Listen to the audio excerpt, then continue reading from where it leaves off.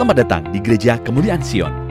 Saat ini kita masih beribadah online demi membantu pemerintah kita mempercepat pemulihan negara Indonesia dari pandemi COVID-19. Meski saat ini situasi di Jakarta kembali cukup genting dan situasi kurang aman dan terkendali, namun marilah kita menjadi gereja yang mendoakan dan bersatu serta sepakat menyerukan pemulihan negeri ini. Mari ambil bagian dalam menjadi berkat bagi bangsa ini dengan menyerukan kedamaian dan memberi teladan dengan disiplin mengikuti seluruh protokol kesehatan dari pemerintah dalam beraktivitas sehari-hari. Saudara, inilah hal sederhana namun penuh dampak yang bisa kita lakukan bagi bangsa dan negara kita saat ini. Bagi saudara yang masih tetap beraktivitas di luar rumah, mari biasakan mentaati peraturan pemerintah untuk jaga jarak dan memakai masker. Mari terus menjaga imunitas tubuh saudara dengan vitamin, istirahat yang cukup, dan menjaga kebersihan. Gereja juga sangat ingin memastikan saudara-saudara sekalian dalam kondisi dan keadaan yang baik dan sehat. Untuk itu, bagi jemaat yang sakit, membutuhkan bantuan dan topangan doa, silakan menghubungi para leaders atau sekretariat gereja di nomor yang tertera di layar. Mari kita tetap saling memperhatikan dan menjaga satu sama lain dalam kasih. Sambil menyesuaikan diri dengan arahan pemerintah tentang pembatasan dalam pelaksanaan ibadah, gereja juga ingin mendata ulang informasi kontak setiap jemaat GKS Grogol. Untuk itu, mohon kirimkan nama lengkap dan alamat saudara melalui WhatsApp ke nomor WhatsApp sekretariat yang tertera di layar. Komunitas itu penting.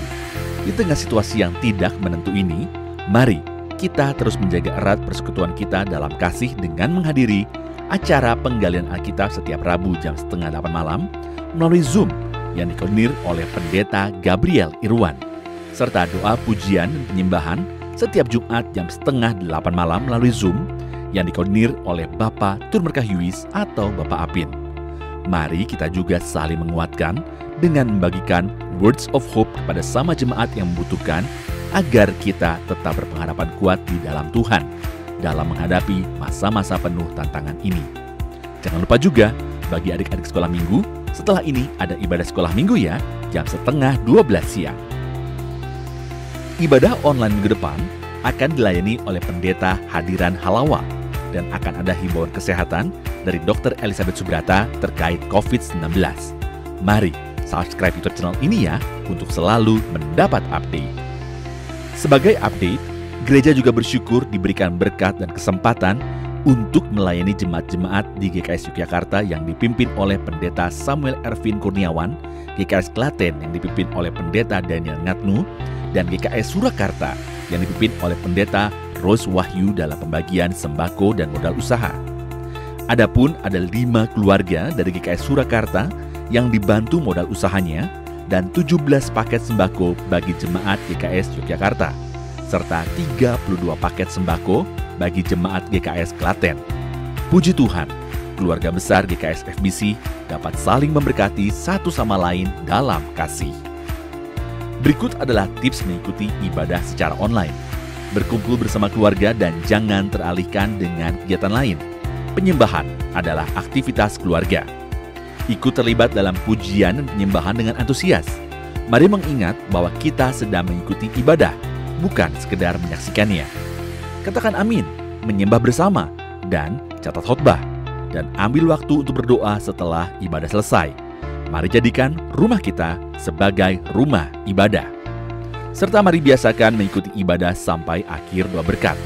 Dan minggu depan, yuk kita kirimkan link ibadah online ini ke lebih banyak orang agar berkat Tuhan bisa disampaikan secara luas. Selamat beribadah. Shalom, kita berjumpa lagi di ibadah live streaming GKS FBC. Saya percaya kita semua di dalam perlindungan Tuhan yang sempurna. Hari ini firman Tuhan akan dilayani oleh Bapak Gembala Senior Pendeta Bunadi Subrata. Dan ada pesan khusus dari Dr. Ibu Elizabeth Subrata. Mari saudara, sebelum kita mendengarkan firman Tuhan, kita mau nyanyikan lagu pujian buat Tuhan.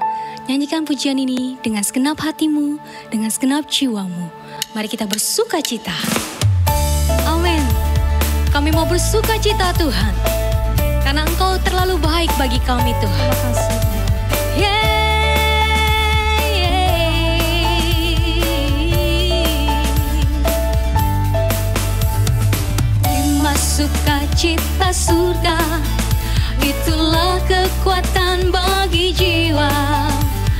Ku dapat rasakan kasih-Nya di tengah badai yang bergelora. Terima sukacita surga, itulah kekuatan bagi jiwa. Ku dapat saksikan kuasa-Nya, taklukkan badai yang bergelora. Haleluya,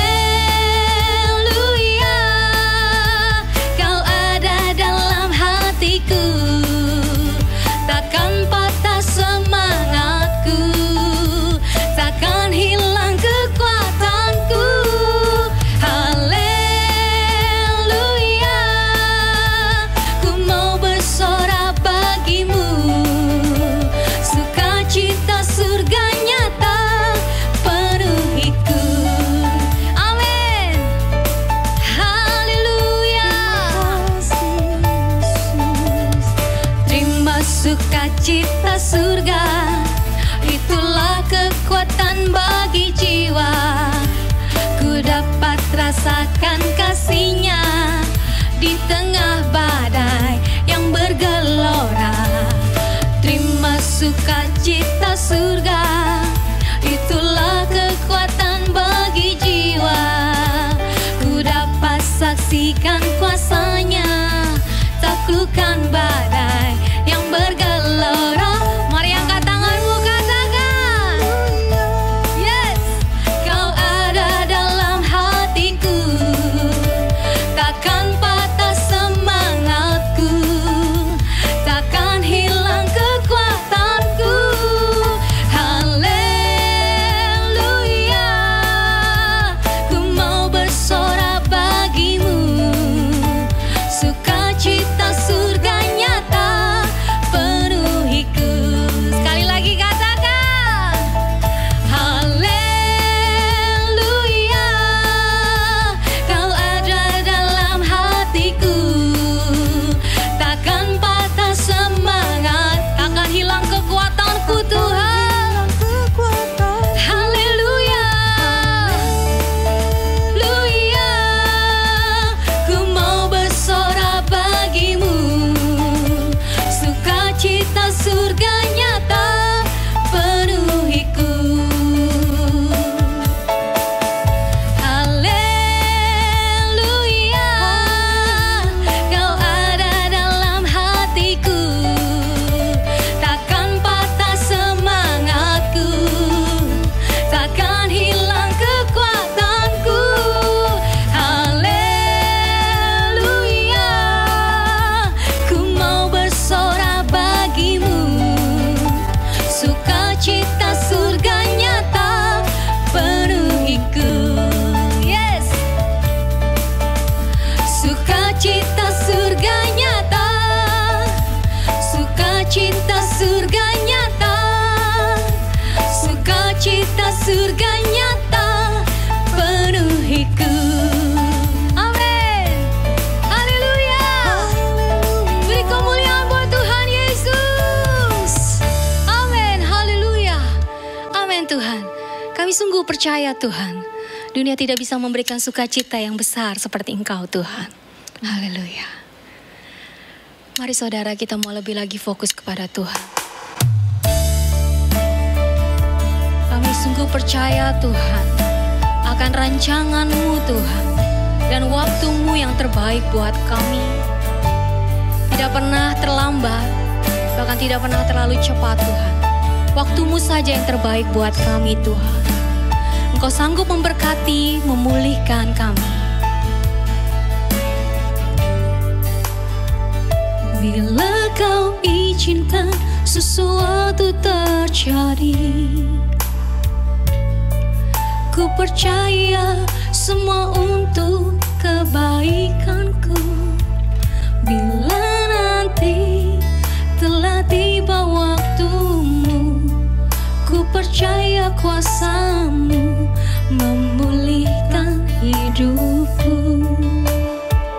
Waktu Tuhan pasti yang terbaik, walau kadang tak mudah dimengerti.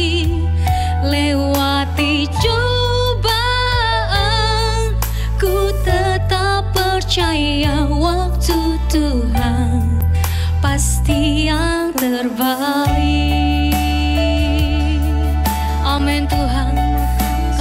amenkan lagu ini Tuhan.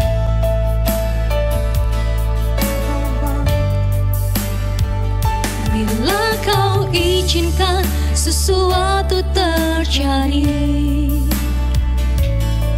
ku percaya semua untuk kebaikanku.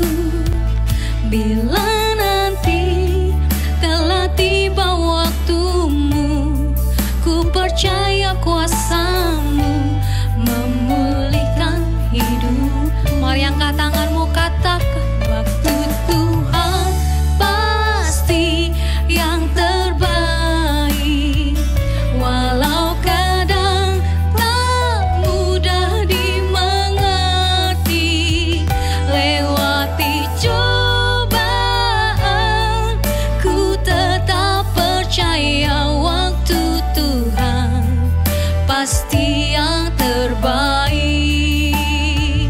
Waktu Tuhan pasti yang terbaik. Walau kadang tak mudah dimengerti, lewati cobaan, ku tetap percaya waktu Tuhan pasti yang terbaik. Katakan dengan segenap hatimu, pasti yang kami amenkan lagu ini Tuhan. Amin. Mudah dimengerti, lewati cobaan, ku tetap percaya waktu Tuhan pasti yang terbaik. Cobaan, ku tetap percaya waktu Tuhan pasti yang terbaik. Waktu yang terbaik Tuhan. Haleluya, haleluya. Kami berserah penuh, kami berserah penuh hanya padamu. Kami berserah penuh dalam rencanamu, dalam rancanganmu yang terbaik. Haleluya. Kaulah yang terbaik buat kami. Waktumu yang terbaik. Kami berserah penuh. Hidup kami di dalam-Mu. Kami berserah penuh. Haleluya. Terima kasih Tuhan. Kami berserah penuh Tuhan.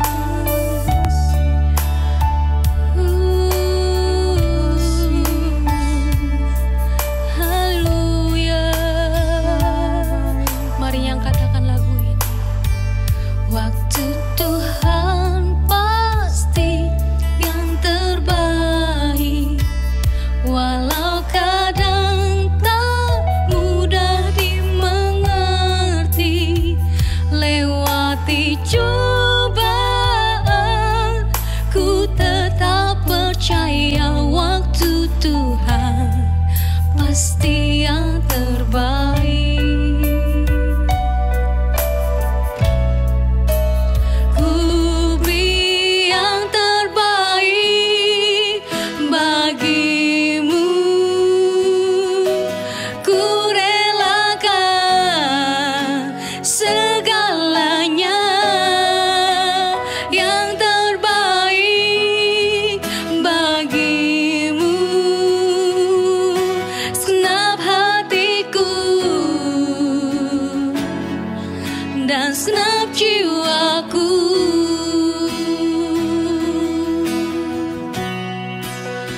Ku beri, kami mau beri yang terbaik buat Engkau Tuhan. Ini segenap hati kami, di segenap jiwa kami Tuhan. Hidup kami ada di dalam-Mu Tuhan. Yang terbaik bagi-Mu, segenap hatiku dan segenap jiwaku. Sekali lagi katakan, oh, ku beri yang terbaik bagi-Mu. Ku relakan segalanya, yang terbaik bagi-Mu. Segenap hatiku dan segenap jiwaku.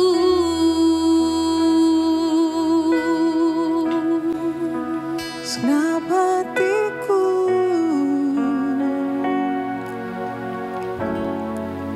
Dan segenap jiwaku.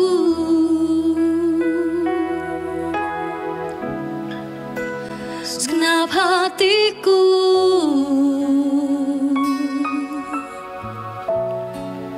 dan segenap jiwaku.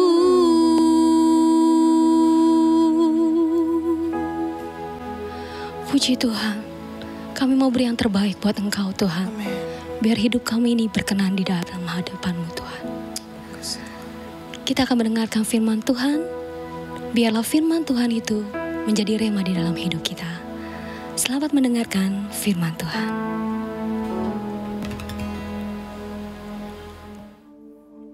Shalom, saudara-saudara semua yang dikasihi Tuhan. Selama 7 bulan ini kita menghadapi pandemi. Biarlah kita tetap fokus kepada Tuhan. Tetap semangat saudara-saudara. Dan juga tetap menjadi berkat bagi sesama kita. Barangkali banyak di antara kita yang selama 7 bulan ini sudah capek, sudah lelah, bahkan sudah mulai khawatir akan masa depan yang belum ada kepastian ini. Nah, kita butuh kekuatan dari Tuhan. Semua kita butuh kekuatan dari Tuhan, saudara-saudara. Oleh karena itu, hari ini saya mau berbicara tentang kekuatan dari Tuhan. Di mana Alkitab mengajarkan, saudaraku, salah satu kekuatan Tuhan yaitu sukacitanya Tuhan. Oleh karena itu, hari ini saya mau berbicara tentang sukacitanya Tuhan. Sukacita yang dari Tuhan. Nah, ada beberapa poin, beberapa hal yang saya ingin sampaikan kepada saudara sehubungan dengan sukacita dari Tuhan. Yang pertama, saudara, apa yang Alkitab katakan tentang sukacita dari Tuhan? Apa yang Alkitab katakan tentang sukacita dari Tuhan? Saudara-saudara, di Ghana, Afrika, itu ada sebuah buah beri yang dikenal dengan julukan miracle berry atau beri yang ajaib, saudaraku. Mengapa buah beri ini disebut ajaib? Karena rasa manisnya itu melekat begitu lama, saudaraku, di mulut kita. Jadi misalkan kita makan buah yang masam, seperti misalkan lemon atau jeruk nipis, atau misalkan kita minum jamu yang pahit, maka lidah kita ajaib, saudara, akan tetap terasa manis. Nah, buah ini memiliki zat yang namanya mirakulin, yang meningkatkan sensitivitas lidah untuk mengecap rasa manis itu. Nah, saudara-saudara, sukacita dari Tuhan seperti kita makan buah beri ajaib itu. Artinya apa? Artinya kita tetap dapat bersukacita, baik dalam pengalaman manis maupun pengalaman pahit dalam kehidupan kita. Itulah sukacita dari Tuhan, saudara-saudara. Filipi 2 ayat 17. Mari kita baca, demikian firman Tuhan. Filipi 2 ayat 17. Tetapi sekalipun darahku dicurahkan pada korban dan ibadah imanmu, aku bersukacita dan aku bersukacita dengan kamu sekalian. Jadi sukacita Tuhan ini tidak tergantung keadaan sama sekali. juga nggak tergantung dengan perasaan kita. Jadi sukacita Tuhan itu bukan sekedar perasaan. Nah, sukacita Tuhan itu ada di mana? Dalam roh kita, dalam hati kita, saudara. Dan itu pusat kehidupan kita, yaitu roh kita. Nah, jadi ketika roh kita atau hati kita dipenuhi oleh sukacita Tuhan, maka dampaknya menjadi luar biasa, yaitu kepada jiwa kita dan juga kepada tubuh kita. Pikiran kita menjadi sehat, saudara, dan jiwa kita juga menjadi sehat. Haleluya. Sukacita Tuhan itu membuat kita tetap memiliki pengharapan. Di masa-masa sukar seperti ini, pengharapan kita nggak hilang. Dan sukacita Tuhan juga membuat kita optimis. Optimis, saudaraku, meskipun kita sedang menghadapi masa-masa yang tidak mudah ini. C.S. Lewis mengatakan, "Joy is the serious business of heaven." Artinya sukacita adalah urusan serius surga. Jadi bagi Tuhan, sukacita yang Dia mau berikan kepada kita itu sangat penting. Jemaat di Makedonia, kalau kita baca firman Tuhan, tetap bersukacita. Oh, tetap bersukacita meskipun dalam berbagai penderitaan. Bahkan Paulus berkata begini, selagi dicobai dengan berat dalam pelbagai pencobaan, sukacita mereka meluap. Haleluya. Luar biasa. Nah, sukacita Tuhan ini sudah ada pada waktu kita menerima Yesus sebagai Tuhan dan Juru Selamat. Jadi sudah ada pada waktu kita lahir baru, saudara-saudara. Pada waktu kita bertobat, dosa-dosa kita diampuni, maka Tuhan sang sumber sukacita memberikan sukacitanya kepada kita. Tetapi jangan lupa, sukacita itu adalah buah roh. Oleh sebab itu, makanya sukacita ini terus mesti berkembang, mesti bertumbuh menjadi matang dari hari ke hari. Itu tugas kita, saudara-saudara. Yang kedua, saya mau bicara begini. Yang kedua, sukacita dari Tuhan adalah kekuatan. Sukacita dari Tuhan adalah kekuatan. Nehemia 8 ayat 10. Mari kita baca ayat ini. Lalu berkatalah ia kepada mereka, pergilah kamu, makanlah sedap-sedapan dan minumlah minuman manis, dan kirimlah sebagian kepada mereka yang tidak sedia apa-apa. Karena hari ini adalah kudus bagi Tuhan kita. Jangan kamu bersusah hati, sebab perhatikan, sukacita karena Tuhan itulah perlindunganmu. Nah, kalimat sukacita karena Tuhan itulah perlindunganmu. Dalam bahasa Inggris, saudara-saudaraku, ditulisnya begini, "For the joy of the Lord is your strength." Artinya, sukacita Tuhan adalah kekuatan. Jadi hari ini saya tegaskan sekali lagi kepada saudara semua bahwa sukacita Tuhan itu kekuatan.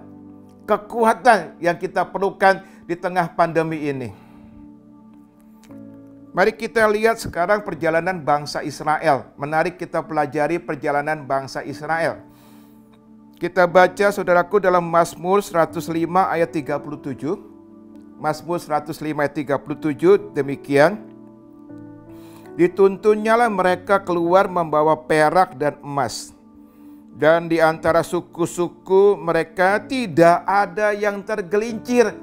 Puji Tuhan. Ini kisah tentang bangsa Israel keluar dari Mesir. Mereka membawa banyak perak, banyak emas. Dan Alkitab mencatat, saudaraku, tidak ada seorang pun tergelincir. Artinya semuanya selamat. Nah, sumber kekuatan bangsa Israel ini apa, saudaraku? Nah, itu dinyatakan dalam Mazmur 105 ayat 43. Lihat ayat 43-nya. Demikian firman Tuhan, dituntunnyalah umatnya keluar dengan kegirangan. Wow, dengan kegirangan. Dan orang-orang pilihannya dengan sorak-sorai. Itu kuncinya, sukacita menjadi kekuatan buat orang-orang Israel. Jadi Tuhan mengetahui dengan tepat, persis Dia tahu apa yang dibutuhkan oleh orang-orang Israel untuk menjadi kuat, untuk menang, yaitu sukacita. The joy of the Lord is my strength. Ingat itu baik-baik, sukacita Tuhan, kekuatan bagi kita semua. Nah, kita lihat sekarang Rasul Paulus. Dalam pelayanan Rasul Paulus, saudaraku, yang namanya penganiayaan, yang namanya masuk penjara, itu merupakan sesuatu yang menyertai selalu pelayanannya.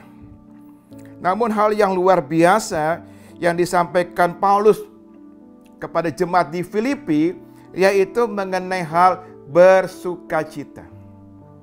Dalam penjara, ia meminta supaya jemaat yang tidak di penjara untuk bersukacita.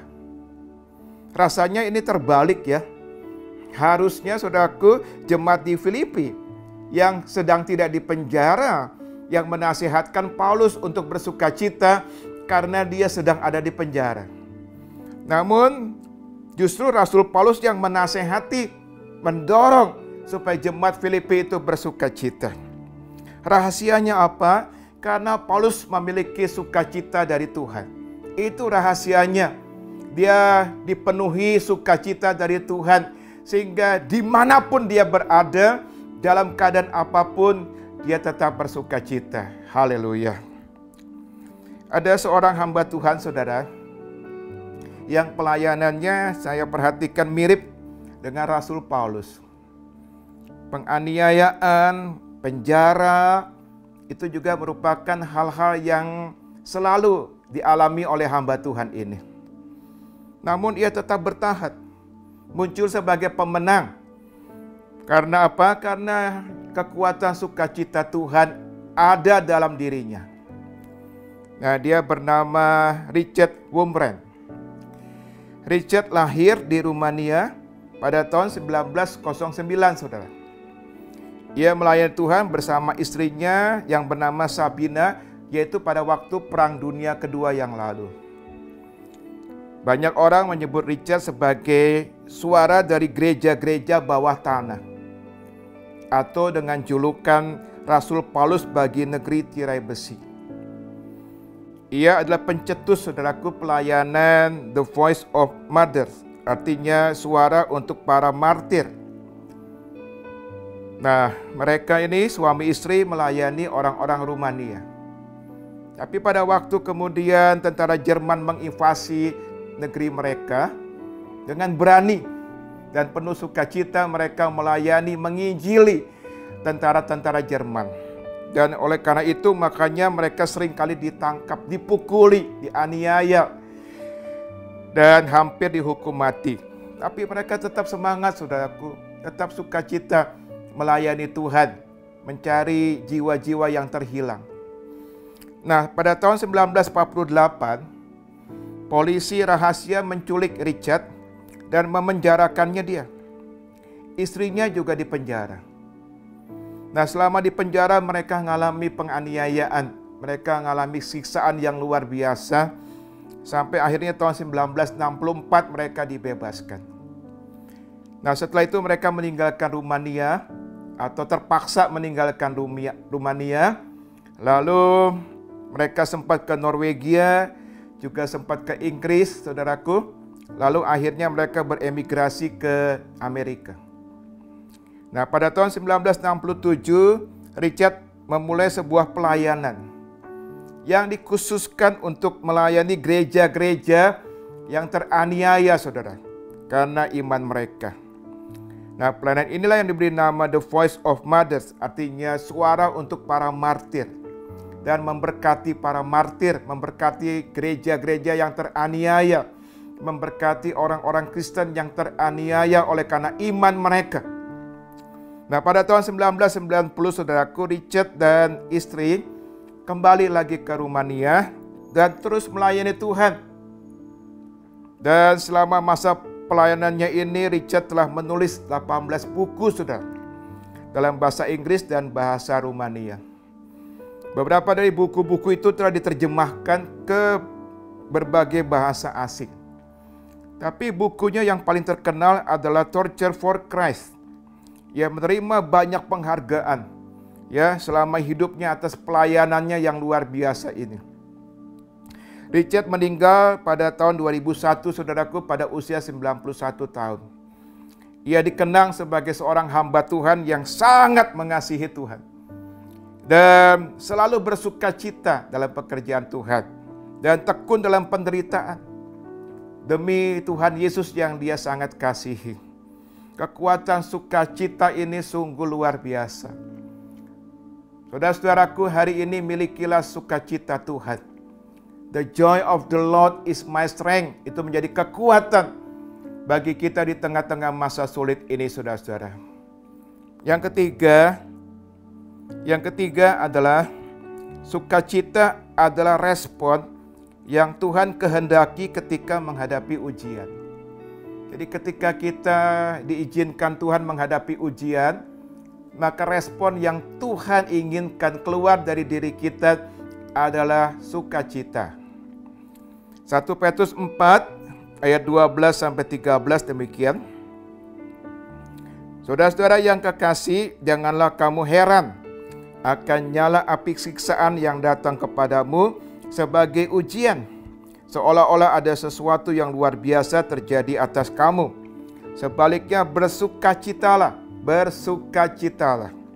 sesuai dengan bagian yang kamu dapat dalam penderitaan Kristus, supaya kamu juga boleh bergembira dan bersukacita pada waktu Ia menyatakan kemuliaannya. Setiap orang percaya, siapapun dia, saudara, pasti akan mengalami ujian. Diizinkan Tuhan untuk mengalami ujian. Nah, tahukah saudaraku, salah satu tujuan Tuhan menguji kita itu adalah untuk menghancurkan kesombongan kita, menghancurkan keakuan kita, supaya kita hidup tidak mengandalkan kekuatan manusia, tapi kita hidup mengandalkan kekuatan Tuhan supaya kita berkemenangan dalam hidup ini. Nah, melalui ujian pandemi ini, sebenarnya Tuhan sedang menghancurkan kesombongan manusia, saudara. Ya, di tengah pandemi ini kalau kita perhatikan yang namanya kekayaan, yang namanya kedudukan menjadi tidak berarti. Tidak berarti, saudaraku. Ya, tidak menjamin mereka yang kaya, mereka yang berkedudukan tinggi untuk tidak kena virus corona. Presiden pun bisa kena virus corona. Kepandaian manusia pun tidak bisa menemukan langsung obat atau vaksin. Tidak bisa langsung, saudaraku. Perlu waktu. Dan itu pun perlu lagi dibuktikan nanti hasilnya apakah manjur apa enggak. Jadi sangat terbatas. Semua negara di dunia ini, ya termasuk negara-negara kaya yang punya persenjataan super canggih, enggak berdaya menghadapi virus yang sangat kecil yang enggak bisa dilihat oleh mata kita. Jadi dengan kata lain, saudaraku, apa yang mau kita sombongkan? Apa yang mau kita sombongkan sebagai manusia? Tidak ada, saudaraku. Nah, kita lihat dalam 2 Korintus 1. Mari kita lihat ya, 2 Korintus 1 ayat 8 sampai dengan 9. Sebab kami mau, saudara-saudara, supaya kamu tahu akan penderitaan yang kami alami di Asia Kecil. Beban yang ditanggungkan atas kami adalah begitu besar dan begitu berat, sehingga kami telah putus asa juga akan hidup kami. Bahkan kami merasa seolah-olah kami telah dijatuhi hukuman mati. Tetapi hal itu terjadi supaya kami jangan menaruh kepercayaan pada diri kami sendiri, tetapi hanya kepada Allah yang membangkitkan orang-orang mati. Paulus diizinkan Tuhan di sini untuk mengalami ujian. Tapi ia sendiri diberikan pewahyuan oleh Tuhan untuk mengerti maksud ujian itu. Dia berkata supaya dia enggak menaruh kepercayaan pada dirinya, tetapi hanya kepada Tuhan, saudaraku. Hanya kepada Tuhan. Kalau kita baca Yakobus 4 ayat 6, maka di situ dikatakan bahwa Tuhan memberikan kasih karunia kepada orang yang rendah hati dan Tuhan menentang, perhatikan, menentang orang yang sombong. Oleh karena itu kita jangan sombong, saudaraku. Satu-satunya sikap yang ditentang Tuhan adalah kesombongan. Jadi satu-satunya sikap yang ditentang oleh Tuhan adalah kesombongan. Karena kesombongan itu bapa segala dosa. Dari kesombongan itu lahir banyak dosa. Dosa kepahitan, dosa iri hati, dosa kebohongan, dan lain-lain. Semua bersumber dari kesombongan, saudara-saudara. Nah, Tuhan ingin menanggalkan kesombongan kita, supaya kita jadi rendah hati. Nah, Tuhan ingin memberkati kita ketika kita menjadi orang-orang yang rendah hati. Sebab firman Tuhan berkata, ganjaran kerendahan hati dan takut akan Tuhan adalah kekayaan, kehormatan, saudaraku, dan kehidupan. Titanic merupakan satu kapal terbesar di dunia yang pernah ada dan terkenal karena kecanggihannya pada zaman itu. Namun Titanic ini juga terkenal karena berakhir dengan tragis, saudaraku. Kapal tersebut merupakan karya Thomas Andrew. Dia seorang arsitek yang sangat terkenal dan orangnya perfeksionis dalam berkarya. Ketika pembangunan Titanic selesai, seorang reporter pernah bertanya kepada dia, seberapa amankah kapal ini untuk berlayar di Samudra Atlantik? Dengan sombongnya Thomas Andrew menjawab, bahkan Tuhan pun tidak bisa menenggelamkannya. Bahkan Tuhan pun tidak bisa menenggelamkannya. Nah, saudaraku, tahun 1912, untuk pertama kalinya kapal ini berlayar menuju Amerika Serikat dari Eropa. Namun 4 hari kemudian tidak disangka-sangka, kapal mewah ciptaan Thomas Andrew tersebut menabrak gunung es yang merupakan ciptaannya Tuhan. Lambung kapal ini robek dan akhirnya tenggelam di Samudra Atlantik, menimbulkan kematian sekitar 1.500 orang. Jangan sombong, saudaraku, karena Tuhan menentang orang yang sombong dan Dia memberikan kasih karunia, memberkati orang yang rendah hati, saudara-saudara. Kalau kita baca Wahyu 4 ayat 10 dan 11, Wahyu 4 ayat 10 dan 11, maka di situ dicatat 24 tua-tua mereka melemparkan mahkota mereka ke kaki Tuhan Yesus. Mahkota melambangkan apa? Mahkota itu melambangkan kedudukan dan juga kemenangan. Tapi mereka lempar ke kaki Tuhan Yesus.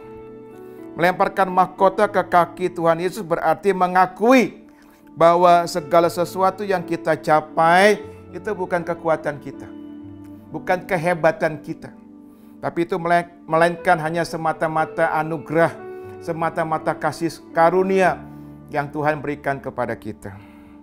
Maka 24 tua-tua itu menyembah Tuhan. Dan mereka berkata, ya Tuhan dan Allah kami, Engkau layak menerima puji-pujian dan hormat dan kuasa. Haleluya. Mari kita kembali ke 1 Petrus 4 ayat 12 dan 13 tadi. Jadi di sini kita belajar respon yang diinginkan Tuhan ketika menghadapi ujian adalah sukacita. Mari kita belajar, saudara-saudaraku, untuk meresponi setiap ujian yang kita hadapi di tengah pandemi ini dengan respon sukacita.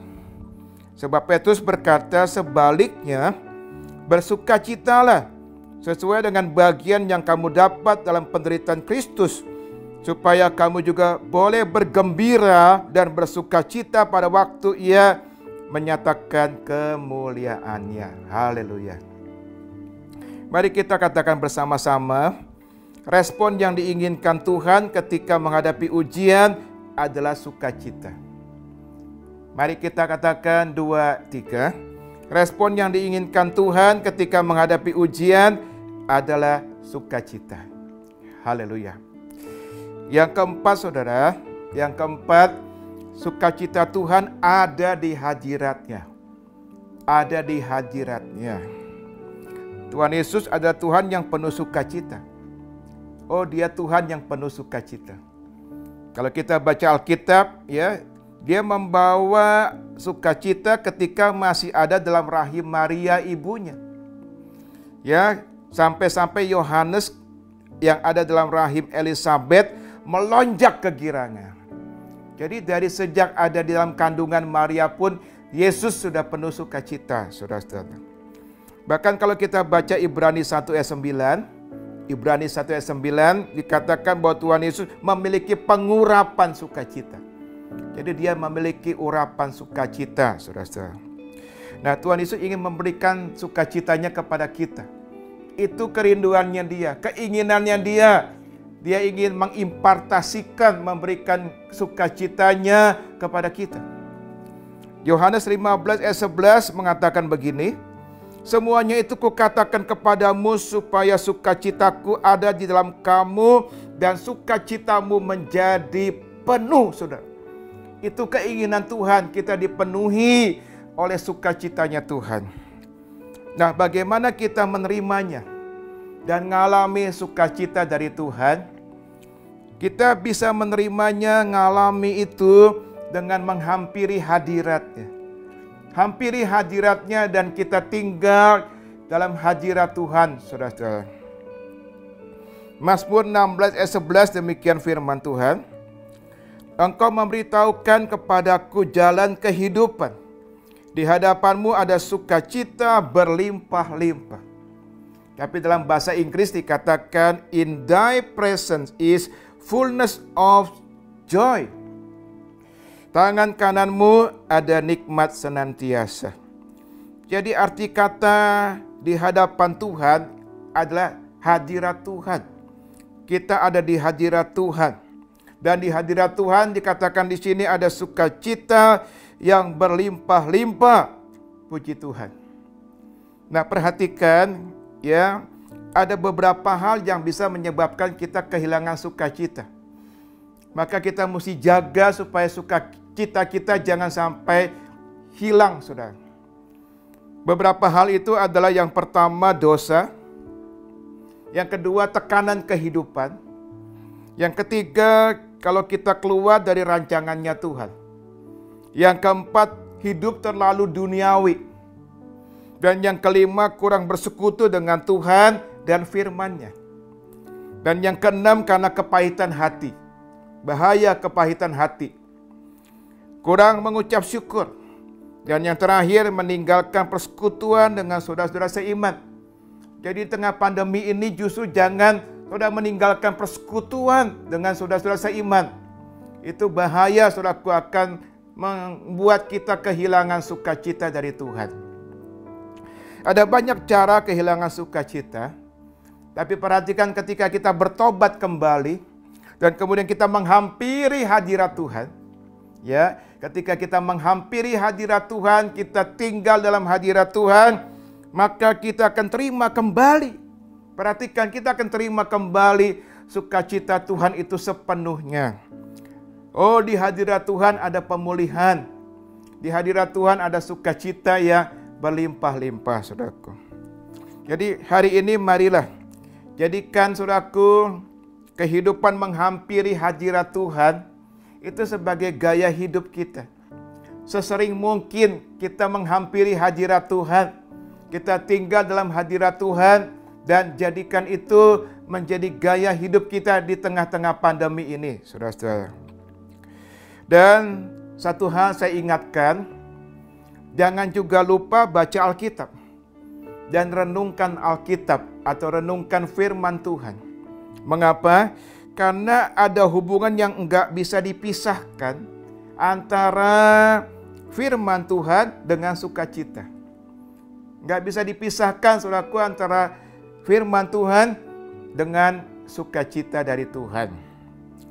Mari kita lihat ayatnya, Yeremia pasal 15 ayat 16. Yeremia 15:16 demikian, apabila aku bertemu dengan perkataan-perkataanmu, maka aku menikmatinya. Perhatikan, firman-Mu itu menjadi kegirangan bagiku dan menjadi kesukaan hatiku, sebab nama-Mu telah diserukan atasku, ya Tuhan, Allah semesta alam. Jadi hubungan erat Gak bisa dipisahkan antara baca firman, renungkan firman, pelajari firman, ya, mendeklarasikan firman, melakukan firman dengan sukacita dari Tuhan. Tidak bisa dipisahkan. Nah, saya juga mau sampaikan sesuatu yang penting. Ada 3 prinsip dasar. 3 prinsip dasar kalau kita mau menghampiri hadirat Tuhan. Tinggal dalam hadirat Tuhan dan kita mengalami sukacita Tuhan. Mari kita lihat ayatnya dalam Yakobus 4 ayat yang ke-8, saudaraku. Demikian firman Tuhan, mendekatlah kepada Allah dan Ia akan mendekat kepadamu. Tahirkanlah tanganmu, hei kamu orang-orang berdosa, dan sucikanlah hatimu, hei kamu yang mendua hati. Dari ayat ini secara singkat kita bisa melihat ada 3 hal yang penting. Yang pertama adalah, kita harus bertindak mendekatkan diri kepada Tuhan di hadiratnya. Kita yang harus punya inisiatif. Hadirat Tuhan tidak akan mencari kita, tapi kita yang harus inisiatif mencari hadirat Tuhan. Yang kedua, menahirkan tangan kita. Artinya apa? Mengakui dosa-dosa kita. Kita tidak akan pernah bisa, saudaraku, mengalami hadirat Tuhan dengan dosa-dosa yang kita belum akui. Nanti saudara baca dalam Yesaya 59 ayat 2, maka di situ dijelaskan dengan begitu gamblang bahwa kita nggak bisa memasuki hadirat Tuhan kalau kita belum minta ampun, mengakui dosa-dosa kita. Dan yang ketiga, menyucikan hati kita. Artinya di sini menghampiri hadirat Tuhan tidak boleh dengan mendua hati. Tidak boleh dengan mendua hati, tapi dengan segenap hati. Orang yang mendua hati, firman Allah katakan tidak mendapatkan sesuatu dari Tuhan. Nah, saudaraku, sukacita Tuhan ini sebuah harta sorgawi. Berkat yang luar biasa yang Tuhan siapkan dan sediakan untuk kita, saudara-saudara. Dan Tuhan ingin memberikan ini kepada kita. Maka kita terima dan milikilah sukacita yang menjadi kekuatan dalam kehidupan ini. Saya mau cerita tentang kesaksian Charles Spurgeon. Dia seorang hamba Tuhan, ya, dari Inggris yang merupakan salah satu tokoh, ya, tokoh besar kebangunan rohani Inggris di abad 19. Dia bercerita begini, saudara. Satu ketika dia mengunjungi seorang perempuan tua yang sangat miskin, ya, dan waktu itu sedang sakit parah. Perempuan itu telah bekerja dengan setia untuk seorang perempuan kaya selama bertahun-tahun. Nah, Spurgeon menceritakan tentang sebuah dokumen yang dibingkai, yang ternyata itu merupakan surat wasiat dari majikannya, ya, kepada perempuan tua ini, bahwa majikannya itu mewariskan seluruh kekayaannya kepada perempuan ini, saudara-saudara. Sayangnya nggak ada orang yang menjelaskan arti surat wasiat itu, sehingga perempuan itu yang buta huruf dalam hidupnya nggak pernah tahu, saudaraku, bahwa dia mempunyai warisan yang sedemikian besar. Ia meninggal tanpa pengobatan, walaupun sebenarnya ia bisa mendapatkan perawatan yang terbaik karena dia mempunyai kekayaan. Nah, perempuan ini nggak mendapatkan pertolongan yang dibutuhkan, saudara. Bukan karena kekurangan uang, tapi karena ia nggak tahu dia punya warisan, karena dia buta huruf. Nah, ketidaktahuan perempuan inilah yang membuat dia akhirnya nggak bisa mendapatkan berkat-berkat yang melimpah itu. Perhatikan, secara rohani juga banyak orang percaya hidup seperti perempuan itu. Mereka nggak menyadari bahwa betapa kayanya Tuhan kita. Di tengah pandemi ini mereka begitu khawatir, begitu takut, iman mereka hancur. Padahal Tuhan menyediakan begitu banyak harta surgawi, begitu banyak berkat-berkat surgawi untuk kita. Dan diantaranya adalah sukacitanya. Sukacitanya. Oleh karena itu hari ini marilah kita bergaul intim dengan Tuhan. Itu kuncinya saudaraku, bergaul intim dengan Tuhan. Kita menghampiri hadirat Tuhan, tinggal dalam hadirat Tuhan, dan kita menerima, alami sukacita yang Tuhan berikan kepada kita itu, yang menjadi kekuatan buat kita. Puji Tuhan. Terakhir, yang kelima saudaraku, sukacita Tuhan akan bertumbuh dengan melayani orang lain. Dengan melayani orang lain. 1 Tesalonika 2 ayat 19 dan 20, demikian firman Tuhan. Sebab siapakah pengharapan kami, atau sukacita kami, atau mahkota kemegahan kami di hadapan Yesus, Tuhan kita pada waktu kedatangannya, kalau bukan kamu. Sungguh kamulah kemuliaan kami dan sukacita kami. Perhatikan ayat ini. Rasul Paulus mengatakan bahwa orang-orang di Tesalonika yang ia layani, itulah yang menjadi sukacitanya. Jadi sukacitanya siapa? Orang-orang yang ia layani itu adalah sukacitanya. Nah, sukacita Tuhan tidak akan bertumbuh, saudara, jika saudara dan saya menjadi orang yang terlalu egois. Tidak akan pernah bertumbuh. Jika kita bersedia melayani kebutuhan orang lain, sementara kita sendiri juga lagi ada problem, maka kita akan mendapatkan bahwa rasa kasihan kepada diri kita itu dengan mudah diubah Tuhan menjadi sukacita. Jadi tergantung kita, saudara-saudara, tergantung kita. Egoisme itu membuat bantut buah roh sukacita, nggak akan berkembang, tidak akan menjadi matang. Kita tidak dapat mengalami sukacita penuh, tidak akan dapat sebelum kita belajar melayani dan menjadi berkat buat banyak orang. Fransiskus dari Assisi dilahirkan tahun 1182 di Italia. Ayahnya seorang pedagang pakaian yang kaya. Meski lahir di tengah orang kaya Italia, Fransiskus tidak menemukan sukacita. Ia hanya menemukan sukacita ketika dekat dengan Tuhan. Dan ketika dia menjadi berkat bagi orang-orang yang membutuhkan. Sepanjang hidupnya ia menjadi sahabat orang miskin, orang-orang yang sakit, bahkan menjadi sahabat binatang. Hidupnya diliputi oleh sukacita. Oh, Tuhan pakai hamba Tuhan ini luar biasa. Mari saudaraku kita katakan bersama begini ya. Resep untuk hidup penuh sukacita, tambahkan Yesus di dalamnya dan layani sesama. Mari kita katakan sama-sama. Resep untuk hidup penuh sukacita, tambahkan Yesus di dalamnya dan layani sesama. Puji Tuhan, Tuhan memberkati kita semua. Mari kita angkat kedua tangan kita. Arahkan hati kita kepada Tuhan dan tundukkan kepala. Serahkan hidupmu kepada Tuhan. Jadikanlah intim dengan Tuhan sebagai gaya hidup. Selalu menghampiri hadirat Tuhan dan tinggal dalam hadirat Tuhan. Sehingga kita semua akan mengalami sukacitanya Tuhan.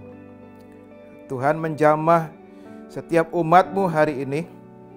Biarlah di hadirat Tuhan, Tuhan mengimpartasikan sukacita yang menjadi kekuatan buat kami semua. Kepada umat-Mu yang sedang dalam pergumulan sakit penyakit, Tuhan jamah. Oleh kuasa darah-Mu mereka disembuhkan. Dan mereka yang dalam pergumulan ekonomi, Tuhan jamah. Kalau mereka mencari dulu kerajaan Allah dan kebenarannya, pasti Tuhan ada jalan. Engkau akan tambahkan segala sesuatunya. Terima kasih Tuhan, kami hari ini mau mengalami sukacita Tuhan. The joy of the Lord is my strength. Terima kasih. Dalam nama Tuhan Yesus. Haleluya. Amin. Terima kasih saudara telah mengikuti firman Tuhan. Sesaat lagi kita akan mendengarkan himbauan kesehatan dari Dr. Elizabeth Subrata dalam menghadapi pandemi COVID-19 ini dalam Frequently Asked Questions About COVID-19. kita akan belajar bahwa ternyata ada korelasi yang begitu kuat terhadap daya tahan tubuh kita di saat kita berpuasa sambil memberi dan melayani sesama. Shalom Bapak Ibu Saudara sekalian. Kembali kita bertemu kali ini dalam sesi Frequently Asked Question about COVID-19. Kali ini saya mau bicara sehubungan dengan COVID-19 adalah mengenai kembali imun sistem tentunya dan hubungannya dengan fasting, dengan puasa.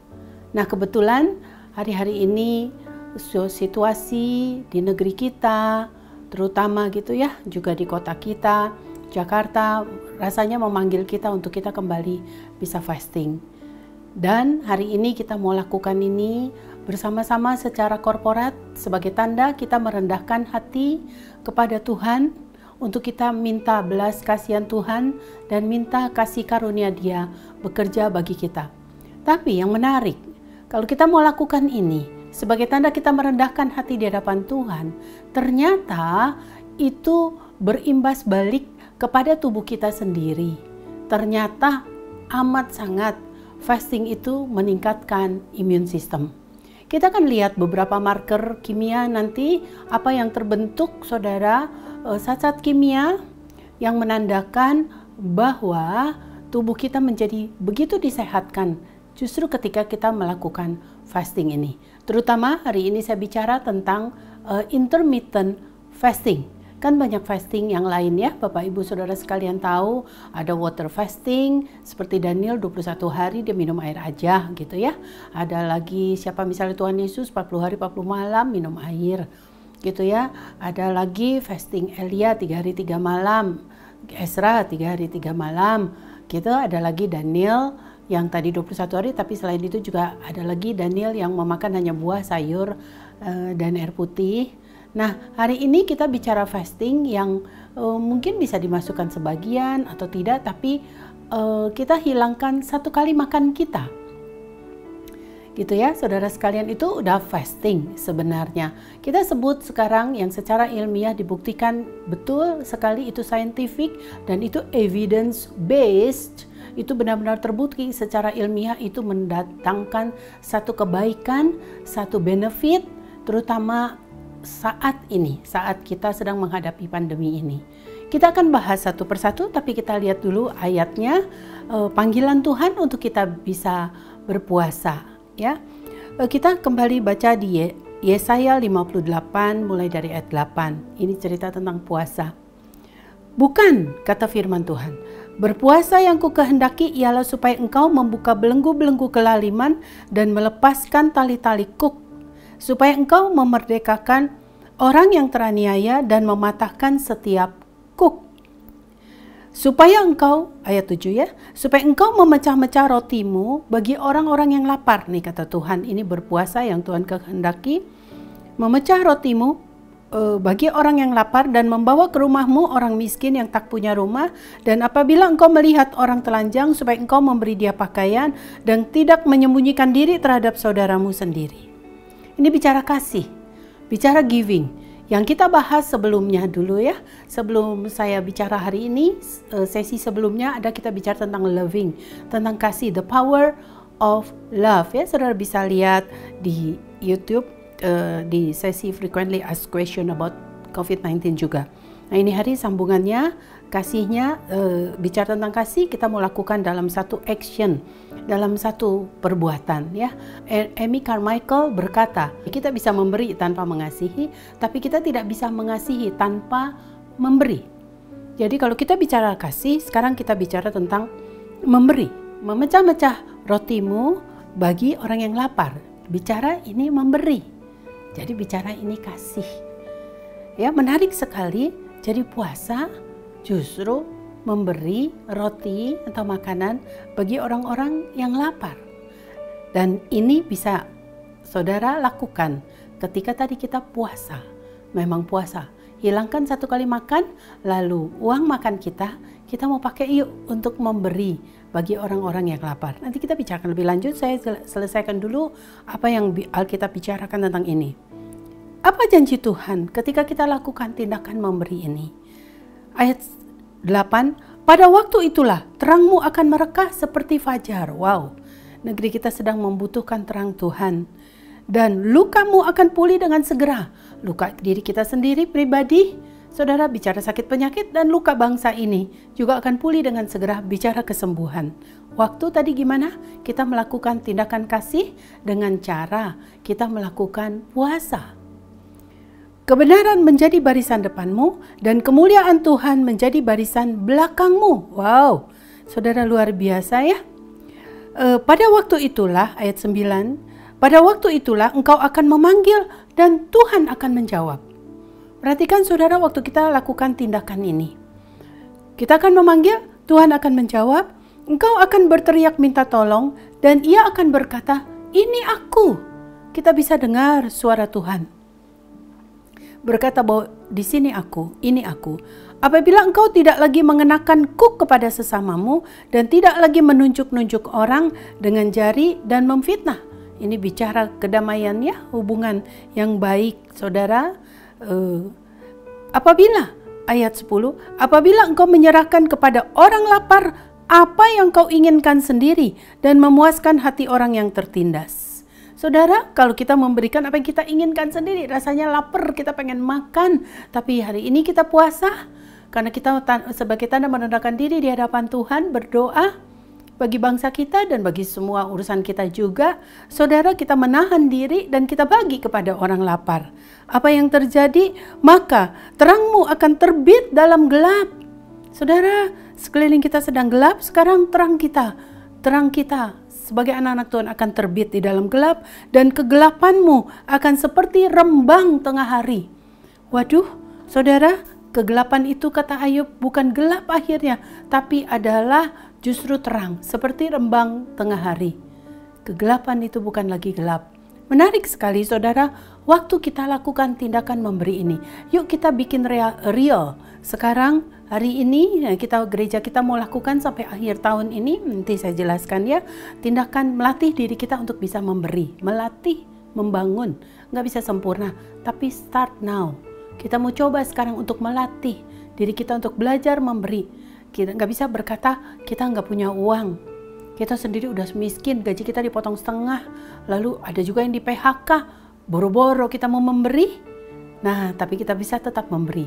Waktu apa yang kita inginkan sendiri, makan pagi kita atau makan sore kita berikan kepada orang-orang yang membutuhkan. Menarik sekali ya. Ayat 11, Tuhan akan menuntun engkau senantiasa dan akan memuaskan hatimu di tanah yang kering. Jadi Tuhan akan menuntun kita di saat gelap gini, bahkan hati kita tetap dipuaskan di saat kita di tanah yang kering ini. Waduh, luar biasa saudara, dalam kegersangan dan padang belantara, kok Tuhan puaskan kita? Justru bukan waktu kita lagi mengeruk, tapi waktu kita lagi memberi kepada orang lapar, kepada orang yang miskin, kepada orang yang tertindas, dan akan membaharui kekuatanmu. Dan kekuatan kita diperbaharui, kita jadi lebih energik, tiba-tiba kita lebih segar, tiba-tiba kita revive, tiba-tiba kita merasa kita di-revitalize, digairahkan kembali, kita makin wow, gara-gara tindakan memberi ini. Saudara ingat ya, waktu itu cerita tentang waktu kita giving, waktu lakukan tindakan giving ini, saudara, ada satu hormon yang terkenal, endorfin yang keluar, saya cerita dia adalah painkiller. Saudara, dia membuat kita kuat, kita membuat kita segar dan imun sistem kita naik. Ya, saudara bisa lihat tayangan saya sebelumnya di ibadah online ini. Lalu ada lagi, saudara, sebenarnya kenapa kita jadi kuat? Kekuatan kita diperbaharui sebenarnya adalah karena asam laktat. Saudara, itu satu zat yang suka bikin kita cepat lelah. Saudara habis olahraga suka pegel gitu ya. Rasanya lelah karena banyak sekali asam laktat. Tapi waktu kita melakukan tindakan kasih, waktu kita lakukan ini, memberi, ternyata kadar asam laktat turun. Jadi orang yang bekerja bagi Tuhan dengan kasih, bekerja untuk sesama, untuk keluarga kita atas dasar kasih, saudara, banyak hal. Tadi endorfin keluar, itu painkiller, bikin kita segar, tapi juga saat yang bikin kita lelah, asam laktat ini turun. Menarik sekali. The power of giving, the power of love. Itu ciri khas atau karakter Tuhan kita Yesus Kristus. Yuk kita mau lakukan lagi ya. Banyak sekali nih janjinya. Saudara, panjang sekali Tuhan sampai bawel. berkata tentang janjinya buat kita waktu kita lakukan tindakan ini. Engkau akan seperti taman yang diairi dengan baik dan seperti mata air yang tidak pernah mengecewakan. Waduh, mau ya hidup kita seperti itu ya, apalagi di saat ini saat kering, tapi kita seperti mata air yang mengalir ya, sifat air itu mengalir. Ayo kita semangat hari ini. Ayat 17, saya akhir nanti dulu yang di ayat 17. Engkau akan membangun reruntuhan yang sudah berabad-abad dan akan memperbaiki dasar yang diletakkan oleh banyak keturunan. Engkau akan disebutkan yang memperbaiki tembok yang tembus, yang membetulkan jalan supaya tempat itu dapat dihuni. Kita akan membangun kembali reruntuhan yang udah berabad-abad, yang kayaknya udah gak mungkin. Tapi kita bisa rebuild, kita bisa bangun kembali. Waktu apa Tuhan tadi bilang ayat-ayat sebelumnya? Membagi roti bagi orang yang lapar. Dan saudara juga menyerahkan kepada orang lapar yang engkau inginkan sendiri. Artinya kita lagi lapar, kita sendiri lagi kepengen makan begitu ya. Tapi nggak apa-apa deh, kita bagi buat orang lapar. Barangkali itu yang dilakukan oleh seorang anak yang membawa 5 roti 2 ikan pada waktu mengikuti Yesus. Barangkali ya, dia sendiri lapar, itu bekalan dia. Tapi dia lihat orang banyak begitu lapar, dia serahkan makanan dia sendiri gitu. Saudara, dan mujizat terjadi. Saudara, menarik sekali, hari ini jangan bilang kita cuma segini, cuma seperti di janda di Sarfa cuma segini, sebentar lagi habis ini mati. Tapi saudara, apa yang terjadi? Nah, saudara, ternyata dunia kedokteran approve. Hal ini kita sekarang bahas medical science-nya. Saudara, waktu kita melakukan, hilangkan 1 kali makan. Saudara, apakah itu makan malam ataukah itu makan pagi? Ya, saudara bisa lakukan. Misalnya, saudara makan terakhir, hilangkan makan pagi. Jadi, saudara makan terakhir jam 8 malam, gitu ya. Ini yang bagus sebenarnya terakhir nih, pulang kerja, ini udah boleh kerja lagi. Jam 8 malam, saudara makan lagi. Saudara, jangan makan pagi ya. Kalau 12 jam kita puasa 8 malam sampai 8 pagi, saudara 12 jam. Coba makan lagi misalnya jam 10 pagi. Saudara udah dapat berapa? 14 jam. Gitu ya. Perutnya dikosongin, puasa, nggak makan pagi. Aduh, kayaknya 10 masih kayak makan pagi nih ah. Saudara mau lebih lagi. Saudara buat Tuhan mau merendahkan diri, mengekspresikan tanda kita merendahkan diri, jam 12 aja bukanya. Tambah lagi 2 jam, jadi 14 tambah 2, 16 jam. Betul ya? 16 jam perut kita kosong, karena kita terakhir makan semalam jam 8 malam. Makan lagi jam 12 siang, 16 jam usus kita kosong, berarti eating window jam makan kita cuma 8 jam. Artinya dari jam 12 siang kita buka sampai jam 8 malam lagi. Jadi 8 jam ya, kan 24 jam satu hari. Menarik sekali, ini siklus 16-8. Ini yang dimaksud intermittent fasting. Sekian lama puasa, sekian lama makan. Seperti siklus begitu. Jadi ini kita tidur kita terakhir makan jam 8 malam, kita baru boleh tidur 3 jam kemudian ya. Saudara, jangan nanti langsung tidur dulu. Saudara jam 11, kalau saudara mau tidur lebih pagi, saudara majuin jam 7 atau jam 6, hitung sendiri nanti. Pokoknya kita ambil siklus yang enak dulu deh, 16-8. Saudara makan jam 8 malam sampai 8 pagi, mau puasa, skip breakfast. Jam 10 kayaknya masih pagi, saudara skip breakfast. Saudara makan jam 12 siang. Sampai sini mengerti saudara sekalian? Nanti minggu depan saya akan bahas lebih detail lagi. Saudara simak dulu aja. 16 jam perutnya kosong, 8 jam makan, 12 sampai 8 makan, 8 malam sampai jam 12 siang puasa ya. Jadi puasa makan pagi. Nah, marker-marker inilah yang terjadi. Nanti kita lanjutkan, kalau ini gak keburu, saudara jangan lupa minggu depan saya akan lanjutkan karena ini saya bagi 2 sesi. Here are some of the changes that occur in your body during fasting. Ini yang terjadi ketika kita puasa tadi. Apa yang terjadi? Insulin level. Marker insulin, petanda saudara zat kimia insulin. Itu ternyata kadarnya di dalam darah drop significantly, saudara, turun luar biasa. Secara signifikan, bermakna, which facilitates fat burning. Ingat, ketika insulin kita kadarnya turun, Artinya dia nggak lagi disuruh kerjain memecah gula saudara, karena saudara lagi puasa, makannya sedikit, dikurangi insulin, saudara nggak usah banyak-banyak untuk kurangi gula saudara. Ingat, nasi juga adalah gula ya. Saudara lagi puasa nggak mau makan nasi, nggak mau makan banyak-banyak dan seterusnya, gulanya kurang, saudara insulin kurang, apa yang terjadi? Saudara, terjadi satu refleks otomatisasi. Liver kita nggak lagi membentuk kolesterol, sebab waktu insulin kita naik, saudara, untuk memecahkan gula yang kita makan, karbohidrat dan seterusnya, kue-kue, tepung-tepung, saudara, minuman manis, saudara, insulin harus dikeluarkan oleh pankreas. Waktu insulin dikeluarkan oleh pankreas, korslet, liver langsung cepat-cepat bikin kolesterol. Makanya kalau saudara makan gula, nasinya kebanyakan, makan kue melulu, nggak mau puasa, saudara gembul banget makannya, geragas gitu ya, greedy. Saudara, akibatnya kita gemuk karena insulin tinggi terus. Waktu kita lakukan puasa ini, insulin seperti nggak ada kerjaan, pankreas nggak usah keluarin insulin sebab. Saudara, sehingga terjadi pembakaran lemak besar-besaran. Ya, menarik sekali ya, karena udah nggak ada yang mau dikerjain saudara, mau perlu energi, artinya akhirnya energi bukan diambil dari gula, energi diambil dari saudara, dari lemak.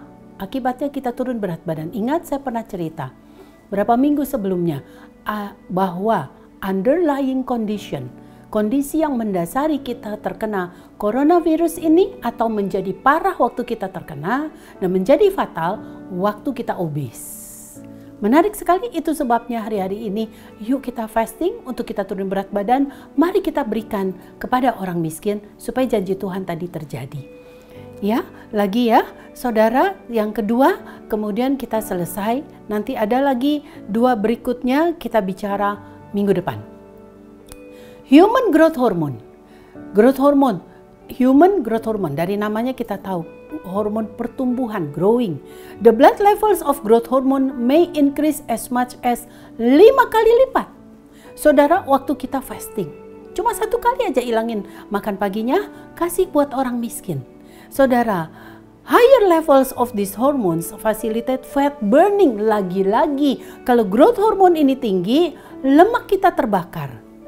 Saudara, dan akibatnya ini memberikan banyak benefit. Yang pasti kita nggak jadi stroke karena pembuluh darah kita nggak nempel di dinding pembuluh darah yang menuju otak, nggak sempit, lemak kita nggak nempel di dinding pembuluh darah kita yang seperti pipa ini di arteri yang menuju jantung sehingga kita nggak kena serangan jantung. Wah, saudara, menarik sekali. Dan waktu lemak ini nggak ada di perut kita, saudara, kembali kita nggak gampang kena diabetes. Saudara, karena insulin kita tetap kuat untuk menurunkan gula. Kita akan bicara ini minggu depan. Tapi sekarang kita mau lakukan dulu aja. Saudara, pemanasan ya sebelum minggu depan. Yuk lakukan sebelum kita ketemu minggu depan. Saudara, warming up. Sisain makan pagi, pisahkan uang makan saudara. Uang makan pagi ya, saya lagi bicara skip breakfast dulu deh. Uang makan pagi kita pisahkan, jangan makan pagi. Saudara, cari Tuhan karena mumpung masih seger, baca Alkitab, renungan, saudara, renungkan firman Tuhan. Nah, kita akan jadi betul-betul, saudara akan merasakan ini. Merasakan dekat sekali dengan Tuhan dan kita simpan uang ini. Saudara, mau saudara simpan bisa. Saudara bisa pakai, saudara misalnya masukkan tabungan. Di sini saudara rencana sampai akhir tahun, kita rencana mau sampai akhir tahun nih kita puasa seperti ini ya. Saudara, kita berdoa untuk negeri kita. Kita tabung nanti akhir tahun, kira-kira kita mau kasih siapa? Saudara, angan-angan memberikan kasih. Anak kita sendiri barangkali yang sedang kekurangan. Kalau ini bentuknya tabungan, tapi kalau setiap hari bisa, saudara sisihkan 10.000. Saudara, berikan, saudara, kepada orang di luar. Saya sering berikan ini kepada yang tukang sapu jalan. Saya keluar, saya berikan uang, tapi saya lebih senang beri makanan sih. Uang dari tadi jatah makan pagi saya yang lebih, saya belikan dia susu atau beli makanan sehat. Saya bilang, Tuhan memberkati Ibu Mbak, Tuhan memberkati Bapak, atau Tuhan memberkati Mas, gitu ya, siapa aja yang kita panggil. Tuhan memberkatimu. Saudara, apa yang terjadi? Aduh, mereka sampai terkaget-kaget. Mereka bersyukur, bukan hanya karena susu yang saya kasih atau uang, tapi pasti ada kasih yang memancar. Saudara, yang menjamah mereka dalam keadaan takut seperti dalam keadaan kering. Dan saudara, akhirnya itu memberkati mereka. Saudara, luar biasa. Siapa saja, saudara naik ojek, saudara atau tukang gojek datang, saudara nggak apa-apa deh, lebihin aja, relakan aja, tapi kita hampiri dia, bukan sekedar memberi. Ini lebihnya buat Bapak, atau ini lebihnya buat kamu. Tuhan memberkati ya. Saudara, kita lakukan ini adalah saudara bilang, sampai kapan? Yang susah banyak sekali di negeri ini. Rakyatnya begini banyak, kita cuma ngasih berapa gelintir orang. Saudara, ingat setiap tindakan yang daripada Tuhan itu spiritual sifatnya. Mother Teresa pernah dikritik. Saudara, kamu kasih makan orang lapar cuma segini orang di Kalkuta yang lapar segitu banyak di seluruh dunia. Tapi saudara, Mother Teresa bilang bahwa ini adalah mewakili tindakan kasih dia. Bahwa di Kalkuta itu mewakili seluruh dunia yang sedang memerlukan Tuhan, yang sedang memerlukan makanan. Dan dia sendiri mewakili anak-anak Tuhan. Begitu ya, untuk memberi. Saudara, kita akan lanjutkan minggu depan. Hari ini kita kecil-kecilan dulu. Saudara lakukan ini. Ingat, saudara, waktu saudara lakukan ini, selain saudara insulin level saudara turun tadi, saudara jadi lemak saudara terbakar, nggak kencing manis, saudara human growth hormone kita meningkat, lemak kita juga terbakar, dan kita akan lanjutkan minggu depan. Growth hormone itu yang membuat kita jadi kuat, kita jadi segar sekali. Menarik sekali saudara, bahwa akhirnya ada kesehatan. Human growth hormone ini juga yang membuat jantung kita lebih muda, yang membuat otak kita lebih muda, ginjal kita muda, liver kita muda, seluruh organ tubuh kita muda. Karena ini adalah hadiah dari Tuhan. Kapan terjadi? Waktu saudara kita lakukan tindakan yang Tuhan suruh ini. Memberi. Yuk kita mulai ya. Entah saudara mulai nabung, entah saudara masukin amplop, entah saudara memberi di sepanjang jalan.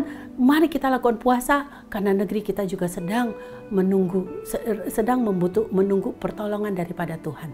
Kita akan lanjutkan, saudara jangan kehilangan sesi ini minggu depan dengan lebih ilmiah lagi dan lebih alkitabiah lagi.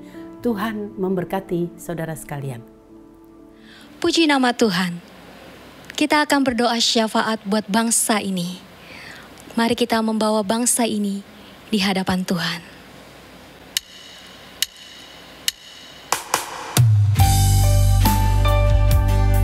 Kami serahkan bangsa ini Tuhan ke dalam-Mu Bapa.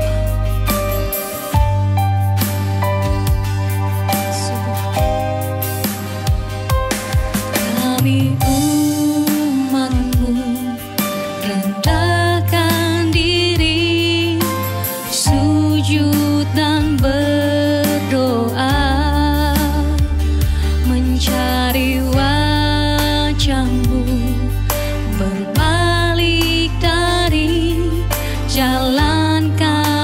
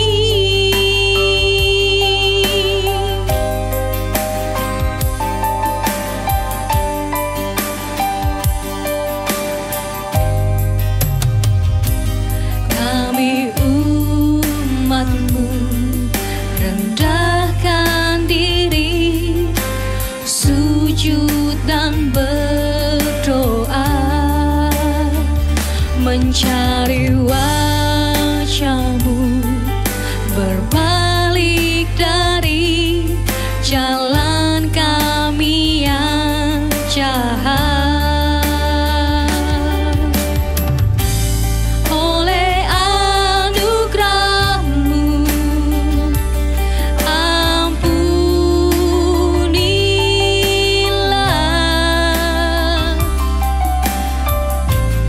Oleh anugerah-Mu, pulihkanlah. Tuhan, pulihkan. Bapa, pulihkan.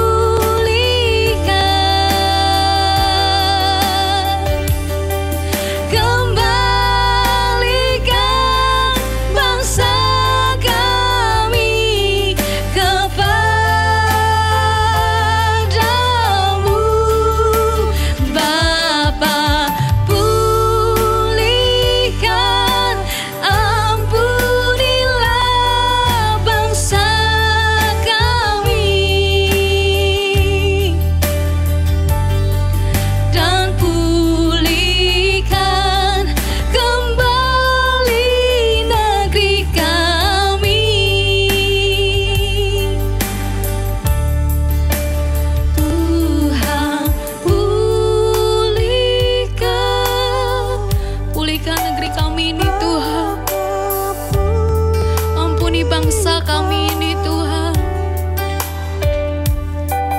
Kembalikan bangsa kami kepadamu.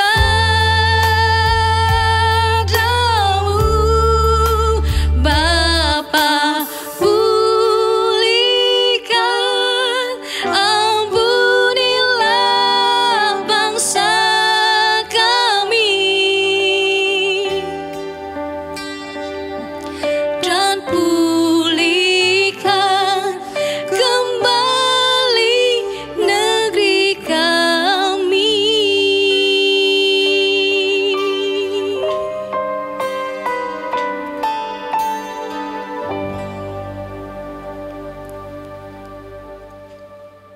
Mari kita satu dalam doa, Tuhan. Kami mengucap syukur kepada-Mu, Tuhan. Engkau baik dalam hidup kami, Tuhan. Kami bangga melihat Allah seperti-Mu, Tuhan. Allah yang tidak pernah tinggalkan kami, dahulu, sekarang, sampai selama-lamanya, Tuhan. Terima kasih buat cinta-Mu, Tuhan. Terima kasih buat pengorbanan-Mu nyata dalam hidup kami, Tuhan. Tuhan, ini hati kami, ini pikiran kami, Tuhan. Perasaan kami Kamu serahkan ke dalam tangan-Mu, Tuhan. Terima kasih buat pujian, penyembahan yang Tuhan kami sampaikan kepada-Mu, Tuhan, pada siang hari ini, Tuhan. Biarlah ini semuanya ini berkenan di hadapan-Mu, Tuhan. Bahkan firman Tuhan yang sudah disampaikan oleh hamba-Mu, Tuhan. Biarlah Tuhan, waktu Tuhan biarlah yang terbaik bagi kami, Tuhan. Apapun masalah kami, Tuhan, apapun problema hidup kami, Tuhan, kami hanya percaya bahwa waktu Tuhan itu yang terbaik bagi kami, Tuhan. Terima kasih Bapa, terima kasih Roh Kudus, Tuhan. Kami bangga melihat Allah seperti-Mu, Tuhan. Kami berdoa, Tuhan, buat bangsa dan negara kami, Tuhan. Tuhan, Engkau pulihkan bangsa kami, Tuhan. Engkau urapi bangsa kami dengan otoritas dari sorga mengalir bagi bangsa kami, Tuhan. Kami percaya bahwa ada hadirat Tuhan nyata di bangsa kami, Tuhan. Ada otoritas Allah nyata di bangsa kami, Tuhan. Kami percaya itu, Tuhan. Kami memiliki Allah yang luar biasa, Allah yang tidak pernah tinggalkan kami, Tuhan.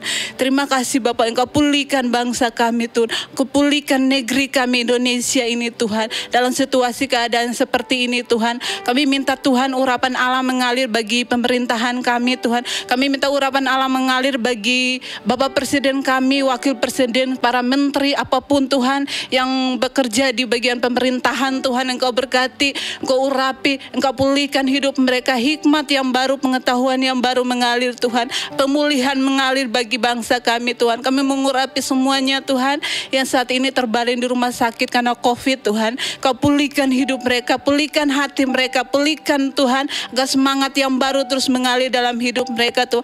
Agar otoritas yang baru mengalir bagi hidup mereka, Tuhan. Terima kasih Bapak, terima kasih Roh Kudus. Kami bangga melihat Allah seperti-Mu Tuhan. Tuhan kami berdoa Tuhan, kami mengucap syukur buat cinta-Mu Tuhan. Kami berdoa bagi jemaat yang saat ini sedang menikmati akan hadirat Tuhan di live streaming pada siang hari ini Tuhan. Kau pulihkan keadaan mereka Tuhan yang saat ini mungkin sakit Tuhan. Biarlah bilur kesembuhan terus mengalir dalam hidup mereka Tuhan. Yang lemah Tuhan Engkau kuatkan mereka Tuhan. Terima kasih Engkau hiburkan mereka yang susah Tuhan. Dalam nama Yesus Tuhan. Terima kasih Bapa, bangsa dan negeri ini pun dipulihkan, jemaat-Mu dipulihkan Tuhan. Terima kasih buat firman-Mu Tuhan. Memberkati juga Bapak Gembala, Ibu Gembala, bahkan keluarganya Tuhan Engkau pulihkan, Engkau berikan kesehatan yang baru, pengetahuan yang baru terus mengalir Tuhan. Terima kasih Bapak, kami berdoa Tuhan bagi semua jemaat yang di manapun mereka berada Tuhan Engkau berkati, bahkan yang bukan jemaat di sini pun Tuhan Engkau pulihkan yang sedang menyaksikan live streaming ini Tuhan. Kau jamah hati mereka Tuhan, mengubahkan pola pikir mereka, mengubahkan hati mereka Tuhan. Terima kasih Bapa Surgawi, terima kasih Roh Kudus, kami bangga melihat Allah seperti-Mu Tuhan. Hanya di dalam nama Yesus Kristus kami ucap syukur dan berdoa kepada-Mu. Haleluya, amin. Kita sudah sampai di akhir ibadah, mari kita angkat kedua tangan dan terimalah berkat Tuhan. Terimalah berkat yang besar dari Allah Bapa, kasih dari Tuhan Yesus dan persekutuan bersama Roh Kudus menyertai kita semua mulai hari ini sampai selama-lamanya. Haleluya, amin. Tuhan memberkati, sampai kita berjumpa dalam ibadah online berikutnya. Terima kasih saudara telah mengikuti ibadah sampai akhir. Sampai jumpa di penggalian Alkitab di hari Rabu jam 7:30 malam, di DPP hari Jumat jam 7:30 malam, dan di ibadah online minggu depan. Dan mari kita terus sepakat mendoakan pemulihan negeri, keamanan kota kita, dan agar melalui pandemi ini dan situasi yang kurang kondusif ini, banyak orang yang mengenal keselamatan dalam Kristus. Bagi para orang tua GKS Grogol, yuk kumpulkan anak-anak ya. Setelah ini kita akan segera menyaksikan ibadah sekolah minggu. Tuhan Yesus memberkati.